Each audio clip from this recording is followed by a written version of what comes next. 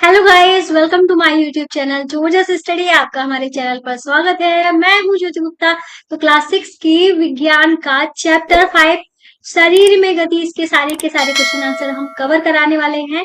इसके पहले हमारे 4 चैप्टर के कंप्लीट हो चुके हैं और पढ़ाने को मैं पहले भी सारा सब कुछ पढ़ा चुकी हूँ और मैं चैप्टर भी पढ़ा चुकी हूँ। अगर आपको चैप्टर पढ़ना है तो इस वीडियो के डिस्क्रिप्शन बॉक्स में आपको लिंक मिल जाएगी, वहां पे आप पूरे चैप्टर को पढ़ सकते हो।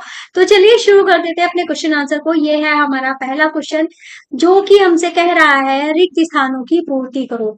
ठीक है, का वाला है अस्थियों की संधियां शरीर को डैश में सहायता प्रदान करती हैं। तो संधियां जो है शरीर को किस में सहायता प्रदान करती है? तो संधियां जो होती है शरीर को गति प्रदान करती है, गति में सहायता प्रदान करती है। तो यहाँ पे हमारा आंसर क्या हो जाएगा? गति। ठीक है, फिर हमारा अगला वाला क्वेश्चन है अस्थियां और उपास्थि संयुक्त रूप से शरीर का डैश बनाते हैं। तो अस्थि और उपास्थि मिलकर क्या बनाते हैं? शरीर का कंकाल बनाते हैं। तो हमारा यहाँ पे आंसर क्या हो जाएगा? शरीर का कंकाल बनाते हैं। ये आप यहाँ पे देख सकते हो। नेक्स्ट हमारा क्वेश्चन है कोहनी की अस्थियां डैश संधि द्वारा जुड़ी होती हैं। तो कोहनी की अस्थियां हिंज संधि द्वारा जुड़ी होती हैं। कौन सी संधि के द्वारा? हिंज संधि के द्वारा जुड़ी होती हैं। ठीक है, नेक्स्ट हमारा है गति करते समय डैश के संकुचन से अस्थियां खिंचती हैं। तो किसके संकुचन से? मांसपेशी के। ठीक है, किसके संकुचन से हमारा अस्थियां जो है खिंचती हैं? तो मांसपेशियों के संकुचन से हमारी अस्थियां खिंचती हैं। तो यहाँ पे क्या आ जाएगा? मांसपेशी। नेक्स्ट हम चलते हैं अपने क्वेश्चन नंबर 2 पे। क्वेश्चन नंबर 2 हमसे कह रहा है निम्न कथनों के आगे सत्य और असत्य को इंगित कीजिए। तो का वाला हमारा क्वेश्चन है सभी जंतुओं की गति एवं चलन बिल्कुल समान होता है। तो आंसर हो जाएगा असत्य।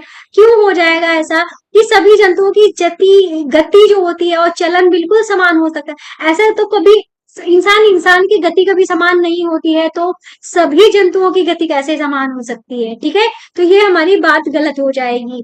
फिर लिखा है उपास्थि अस्थि की अपेक्षा कठोर होता है।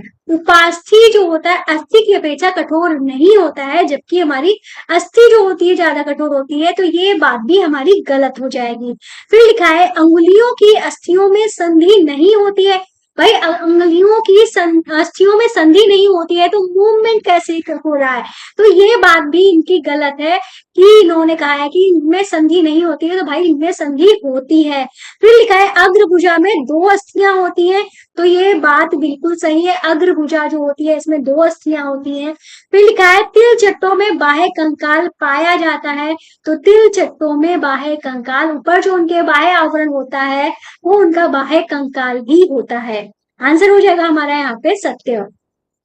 फिर लिखा है हमारा कॉलम 1 में दिए गए शब्दों का संबंध कॉलम 2 के एक से या अथवा अधिक से कथन से जोड़ना है। मतलब हमारा आंसर सिर्फ एक से ही मेल नहीं खाएगा, 2 से भी मेल खा सकता है। ठीक है, तो यहाँ पहला ऑप्शन दिया गया है ऊपरी जबड़ा, फिर मछली, फिर पसलियां, घोंगा, तिलचट्टा। इधर हमारा दिया गया है शरीर पर पंख होते हैं, बाह्य कंकाल होता है, हवा में उड़ सकता है, एक अचल संधि है, हृदय की सुरक्षा करती है, बहुत धीमी गति से चलता है, का शरीर धारा रेखी होता है।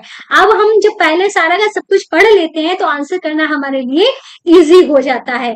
जैसे कि यहाँ पे बात की गई है ऊपरी जबड़ा। तो ऊपरी जबड़ा जो होता है हमारा, ऊपरी जबड़ा जो होता है वो अचल संधि होती है, निचला जबड़ा जो होता है वो चल संधि होती है। क्योंकि आप कभी जब गौर करेंगे, जब हम बोलते हैं तो ऊपर वाला हिस्सा हमारा नहीं हिलता है, सिर्फ नीचे वाला हिस्सा हिलता है। तो ऊपरी जबड़ा जो होता है वो कैसी संधि होती है? अचल संधि होती है। फिर लिखा है यहाँ पे हमारा मछलियां। तो मछलियों के शरीर पे पंख होते हैं, जो उनके जो फिन्स होते हैं वो उनके पंख ही होते हैं। तो ये हमारा इससे मिल जाएगा, उनके शरीर पे पंख होते हैं। और दूसरा, मछलियों का शरीर जो होता है धारा रेखी होता है। कैसा होता है? धारा रेखी होता है। तो इसके 2 ऑप्शन हो जाएंगे। पहला ऑप्शन हो जाएगा शरीर पर पंख होते हैं, और दूसरा ऑप्शन हो जाएगा शरीर जो होता है धारा रेखी होता है। तीसरा है हमारा पसलियां। तो पसलियां जो होती है हृदय को सुरक्षा प्रदान करती हैं। अगर पसलियां नहीं होंगी तो हमारा थोड़ा सा धक्का लग गया तो हमारा सीधा आघात जो है कहाँ पे होगा, हमारे हृदय को होगा, जो कि सही नहीं है एक बॉडी स्ट्रक्चर के लिए, एक जंतु के लिए सही नहीं है। इसलिए पसलियां बनाई गई हैं जो कि हमारे हृदय की सुरक्षा करती हैं। फिर आगे चलते हैं घोंघा।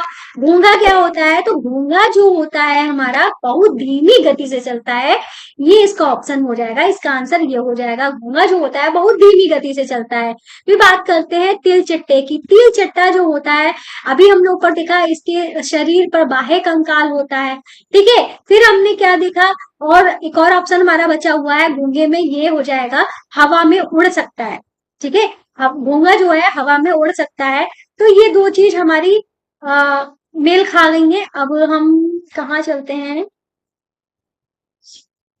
ठीक है। तो ये पेज हमारा डबल बार था क्या, हाँ, ठीक है। तो ये हो गया। अब हम चलते हैं क्वेश्चन नंबर 4 पे। क्वेश्चन नंबर 4 जो है वो हमसे क्या कह रहा है, निम्न प्रश्नों के उत्तर दीजिए। पहला प्रश्न है हमारा, कंदुक खलिका संधि क्या है। कंदुक खलिका संधि क्या है, तो हमारा आंसर हो जाएगा एक ऐसी संधि जो जुड़े हुए भाग को सभी दिशाओं में घुमाने की अनुमति देता है, कंदुक खलिका संधि कहलाता है। जैसे कि कंधे की हड्डी हमारी जो होती है, और कंधे का जॉइंट जो होता है, ठीक है, कंधे और हाथ का जॉइंट जो होता है, मतलब हम अपने हैंड जो है चारों तरफ घुमा सकते हैं। तो यहाँ की जो संधि है इसका नाम है कंदुक खलिका संधि, ठीक है। तो ये हमारी कौन सी संधि है, कंदुक खलिका संधि है।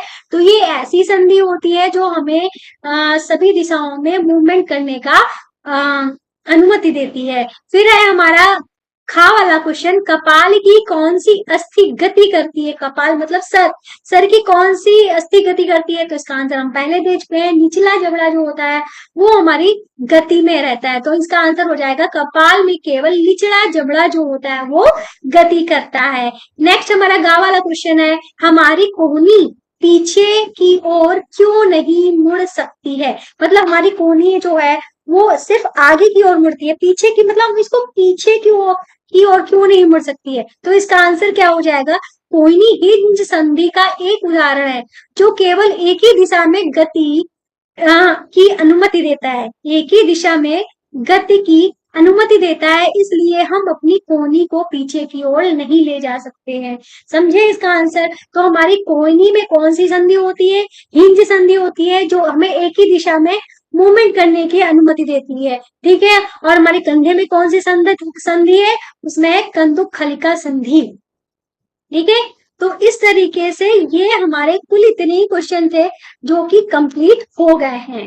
तो आज की क्लास हमारी यहीं पे समाप्त होती है। और आपको एक और बात बताना चाहते हैं कि भाई क्लास पसंद आई तो चैनल को सब्सक्राइब जरूर करें, और साथ में हमारा क्लास 6 का, ठीक है, क्लास 6 का एक अलग से चैनल है जहाँ पे हिंदी मीडियम और इंग्लिश मीडियम दोनों मीडियम की क्लासेस चल रही हैं।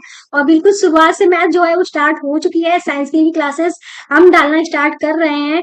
और उस चैनल का नाम है जोजस मैथ्स क्लास 6, ठीक है। तो यहाँ पे मैथ्स और साइंस दोनों ही पढ़ाई जाएंगी। अगर आपके कमेंट आते हैं तो अदर सब्जेक्ट की तो और हम जा सकते हैं। फिलहाल मैथ्स और साइंस यहाँ पे पढ़ाई जा रही है, ठीक है। और हमारे ऐप को प्ले स्टोर से डाउनलोड कर लेना है, जिसकी लिंक इस वीडियो के डिस्क्रिप्शन बॉक्स में है, ठीक है। यहाँ पे सारी बुक्स हिंदी मीडियम और इंग्लिश मीडियम में साथ में सारे सोल्यूशन प्रोवाइड किए गए हैं, ठीक है। तो आज की क्लास को यहीं पे समाप्त करते हैं, मिलते हैं नेक्स्ट वीडियो में, तब तक के लिए बाय बाय।